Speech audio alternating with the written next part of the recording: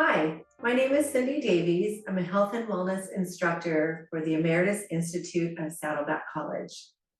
I've been a certified personal trainer with the American Council of Exercise since 2000 and received one of the very first instructor certifications available from IDEA, the International Dance and Exercise Association, in 1987. My undergrad studies were in business and communications.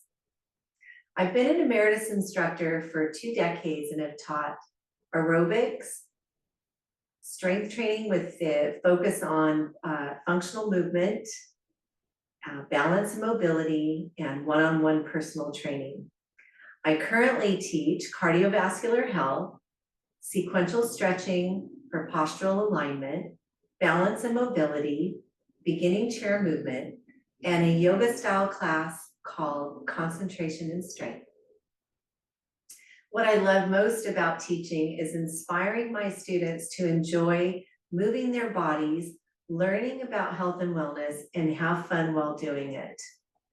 I hope that every student will feel welcome when they come to my class and feel confident and challenged while reaching towards their health and wellness goals. And I want them to feel excited and look forward to coming back to my next class.